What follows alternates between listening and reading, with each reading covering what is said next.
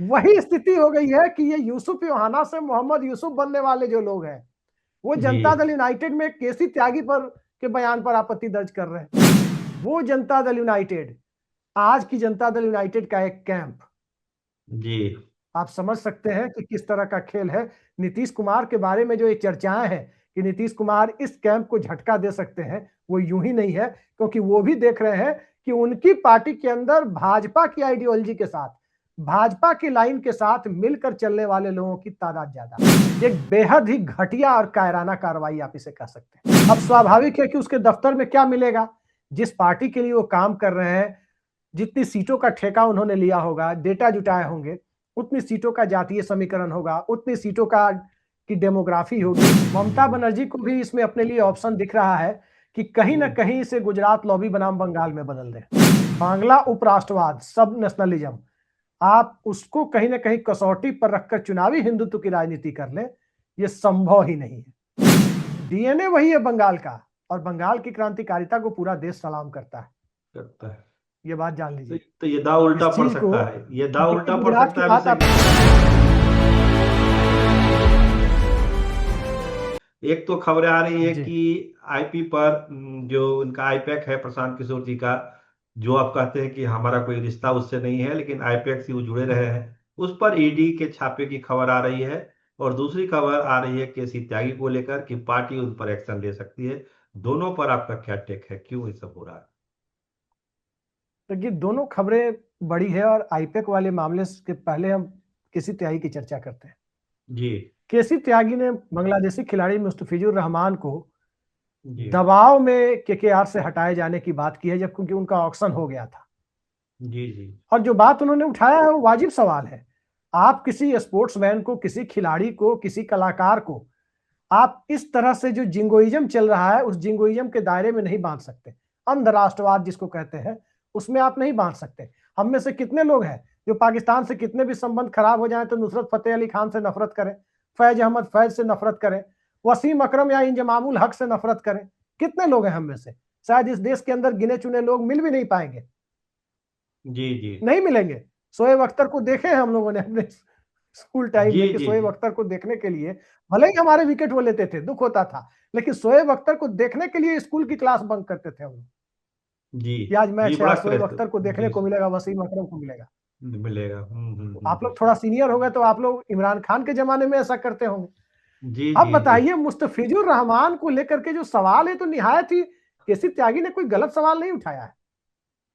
तो फिर जेडीयू को मिर्ची और रही क्यों बात लग रही जनता है? दल यूनाइटेड की, हम्म। देखिए जेडीयू को मिर्ची नहीं लग रही है। जेडीयू में दो धारा है। जैसे बिहार भाजपा में कहते थे पहले, एक नीतीश भाजपा है, एक मोदी भाजपा है। मध्य जी प्रदेश भाजपा में पिछले चुनाव में कहा जा रहा था, एक शिवराज भाजपा है, एक नाराज भाजपा है, एक महाराज भाजपा है। महाराज मतलब सिंधिया वाली भाजपा। जी उसी तरह बिहार में दो जेडीयू है, एक जेडीयू के अंदर दो जेडीयू है। एक भाजपा की लाइन लेने वाला खेमा है, जी। जो भारतीय जनता पार्टी के सामने अपनी भक्ति साबित करने में लगा रहता है। और अक्सर जो दूसरे दल से कूद कर उधर जाने वाले लोग होते हैं ना, वो हम्म। कुछ ज्यादा भक्ति दिखाते हैं। एक छोटा हम्म। उदाहरण मैं आपको देता हूं। पाकिस्तान की क्रिकेट टीम में खिलाड़ी आए थे, क्रिश्चियन थे, उनकी धार्मिक आस्था क्रिश्चियनिटी में थी। नाम था यूसुफ योहाना, याद होगा। हाँ जी जी, बहुत अच्छे चार बैट्समैन। पांच साल क्रिकेट खेलने के बाद उन्होंने धर्म परिवर्तन किया, जी तो मोहम्मद यूसुफ हो गए। और बड़ी बड़ी, इतनी बड़ी बड़ी दाढ़ी बना ली थी। मैं दाढ़ी वाले लोगों का मैं सम्मान करता हूँ, उसमें कोई वो नहीं है, ठीक है, उनको उनकी धार्मिक आस्था जगी। लेकिन जो पाकिस्तान की टीम में जो ओरिजिनल मुस्लिम भाई थे, जो क्रिकेटर थे, हम्म। उनकी दाढ़ी उतनी बड़ी नहीं थी जितनी जितनी बड़ी इनके दाढ़ी थे। यूसुफ साहब की थी। जी वही स्थिति हो गई है कि ये यूसुफ योहाना से मोहम्मद यूसुफ बनने वाले जो लोग हैं, वो जी जनता दल यूनाइटेड में केसी त्यागी पर के बयान पर आपत्ति दर्ज कर रहे हैं। भाई जनता दल यूनाइटेड वो पार्टी है, 2013-14 का दौर याद कीजिए। इशरत जहां के समय क्या कहा गया था? सरोज जी, आप तो पटना में जी उस वक्त पत्रकारिता में सक्रिय थे, जी हम लोग जी छात्र जी थे। जी, बिहार की क्या बेटी, कहा गया बिहार था की। इशरत जहां को? जी बिहार की और बेटी, कौन लोग बिहार कह की रहे बेटी। थे? जेडीयू के लोग कह रहे थे। जी वो जनता दल यूनाइटेड, वो जनता दल यूनाइटेड, आज की जनता दल यूनाइटेड का एक कैंप, जी आप समझ सकते हैं कि किस तरह का खेल है। नीतीश कुमार के बारे में जो ये चर्चाएं हैं कि नीतीश कुमार इस कैंप को झटका दे सकते हैं, वो यूं ही नहीं है, क्योंकि वो भी देख रहे हैं कि उनकी पार्टी के अंदर भाजपा की आइडियोलॉजी के साथ, भाजपा की लाइन के साथ मिलकर चलने वाले लोगों की तादाद ज्यादा। अब आते हैं आईपैक वाले सवाल पर आपके। जी आईपैक पर जो आपने कहा, आईपैक पर देखिए छापा डालना निश्चित तौर पर एक स्वस्थ राजनीति का परिणाम नहीं है। एक बेहद ही घटिया और कायराना कार्रवाई आप इसे कह सकते हैं। एक इलेक्शन मैनेजमेंट कंपनी है आईपैक, पहले प्रशांत किशोर थे, आजकल प्रतीक जैन शायद चला रहे हैं बंगाल में, जिनके घर पे जी छापे पड़े हैं। अब स्वाभाविक है कि उसके दफ्तर में क्या मिलेगा, जिस पार्टी के लिए वो काम कर रहे हैं, जितनी सीटों का ठेका उन्होंने लिया होगा, डेटा जुटाए होंगे, उतनी सीटों का जातीय समीकरण होगा, उतनी सीटों का की डेमोग्राफी होगी, उतनी सीटों का एज के हिसाब से डेमोग्राफी होगी, उम्र सीमा के हिसाब से, यूथ कितने हैं, टीनेजर कितने हैं, उसके बाद आपको जो इलेक्शन का 40 से डेटा 55 सब के होते बीच हैं के वो कितने ये हैं। तमाम चीजें हाँ, होगी। जो इलेक्शन का डेटा होता है, किस वोटर को कैसे, और यहाँ कौन कौन से प्रोबेबल कैंडिडेट, अगर बीजेपी से कौन आता है तो यहाँ से सामने से कौन बेहतर होगा, इसको लेकर एक वो होगा, मतलब उनके पास एक नोटिंग होगी सीट वाइज, यही मिलेगा वहां, और तो जी कुछ नहीं मिलेगा। जी जी अगर पत्रकारों का फोन कल को मान लीजिए आपके हमारे दफ्तर में ईडी पहुंच जाए और कहे जी कि आपका फोन देखेंगे, आपके व्हाट्सएप चैट देखेंगे, तो या तो हम्म, हमारे आपके रिश्तेदारों और मित्रों के चैट मिलेंगे, जी या न्यूज के उसके मिलेंगे। अलावा कोई कॉल मिलेगा, तो लोन देने हम्म, वाले लोग जो कॉल करके दिमाग खराब करते हैं उनका मिलेगा। हाँ उनका उसके मिलेगा। अलावा जो कॉल मिलेगा, हाँ, उसके अलावा जो कॉल उसमें मिलेगा या चैट मिलेगा, वो अलग अलग राजनीतिक दलों के कुछ नेताओं के मिलेंगे, यही मिलेगा। यही मिलेगा उनको। अगर कोई क्राइम रिपोर्टर होगा, हालांकि वो विधा कमजोर पड़ गई है आज के दौर में, क्योंकि हम्म, एक समय ग्लैमर था, हमारे दीपक शर्मा जी इस देश के सबसे बड़े इन्वेस्टिगेटिंग जर्नलिस्ट हुआ करते थे। जी उस समय क्या था, उस समय बड़े बड़े, उस समय अगर किसी क्राइम रिपोर्टर का फोन उस दौर में खंगाला जाता, तब तो जी लैंडलाइन और नया नया मोबाइल आया था, व्हाट्सएप भी हम्म, नहीं था। उस समय क्या होता, इन्वेस्टिगेटिंग जर्नलिस्ट के पास क्या होता, अलग अलग कैंप के, अलग अलग अंडरवर्ल्ड के ग्रुप के किसी न किसी आदमी के आपको कॉल डिटेल मिलते, दूसरा जी क्या मिलता।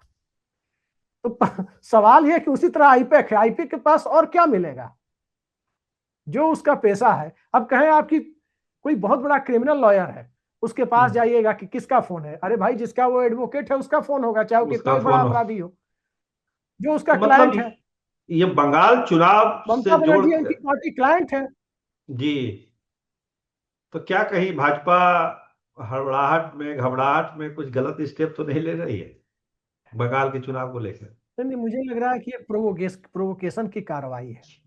अच्छा ममता बनर्जी को भी इसमें अपने लिए ऑप्शन दिख रहा है कि कहीं ना हम्म, कहीं से गुजरात लॉबी बनाम बंगाल में बदल दे, बदल दे। और वो बदलता जा रहा है चुनाव, क्योंकि देखिए बंगाल एक ऐसी जगह है, हम लोग अगर एनसीईआरटी के इतिहास की किताब तो हमारे दर्शकों में से ज्यादातर लोगों ने, जो पढ़े लिखे लोग हैं, पढ़ी होगी कि 1911 में राजधानी उठाकर दिल्ली लाया गया, जी क्योंकि कलकत्ता में लॉर्ड कर्जन से लेकर उसके पहले के दौर तक आप देखिए शासन करना मुश्किल हो गया था। बंगाल के लोग इतने रेवोल्यूशनरी थे,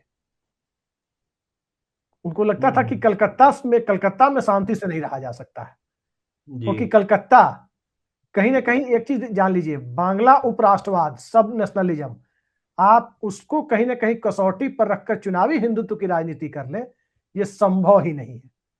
ये वही बंगाल है जहां फजलुल हक की सरकार में, जो गैर कांग्रेसी सरकार थी, उस हम्म, सरकार में श्यामा प्रसाद मुखर्जी वित्त और उद्योग मंत्री हुआ करते थे।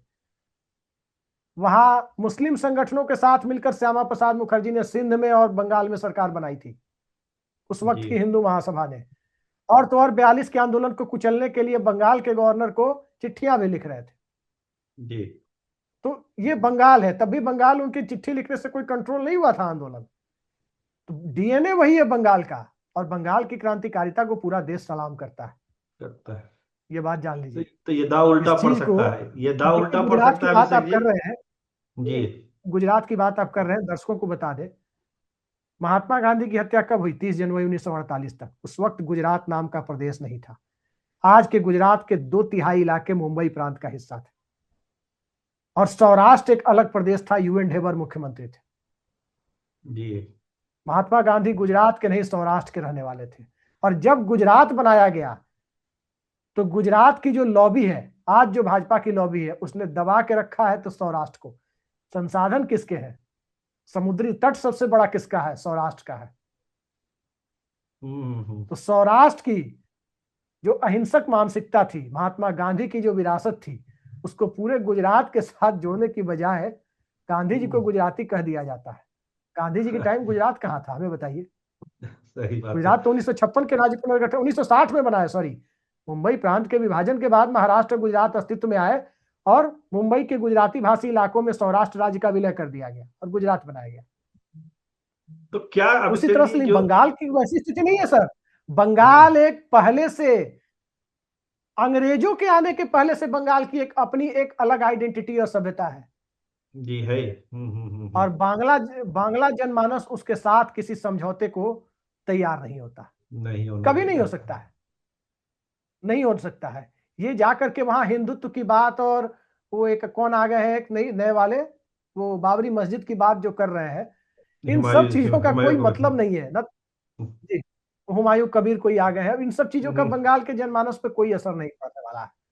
क्योंकि आप सब जानते हैं कि देखिए बंगाल एक अलग तरीके से सोचता है, अलग तरीके से काम करता है, और उस अलग तरीके से सोचने और काम करने की प्रक्रिया में बीजेपी का जो चुनावी हिंदुत्व है वो बिना जी जी। लहसुन प्याज या बिना मछली के हम्म, चलेगा नहीं। बंगाल में आप जाएंगे कि ये सब चीजें नहीं हो तो ये बंगाल का संभव हिंदुत्व दूर से ही सलाम कर देगा और दूर से ही कहेगा टाटा बाय बाय, वही है।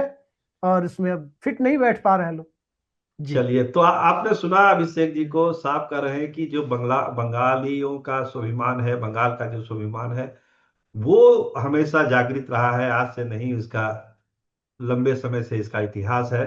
और जो इस तरह के छापे पड़ते हैं, ये समझिए कि ये उल्टा रिएक्शन ही होता है, इसका कुछ ज्यादा लाभ चुनाव को लेकर अगर भाजपा सोचती है कि मिलेगा, वो मिलना डीएनए है पर नहीं। हुआ था ना, जी मुजफ्फरपुर में डीएनए पर सवाल उठाया था ना प्रधानमंत्री जी। नरेंद्र मोदी ने जी नीतीश उल्टा असर कुमार हो के, गया। जी उल्टा असर और हो वो गया उसका। बिहार के डीएनए में कैसे तब्दील हो गया था।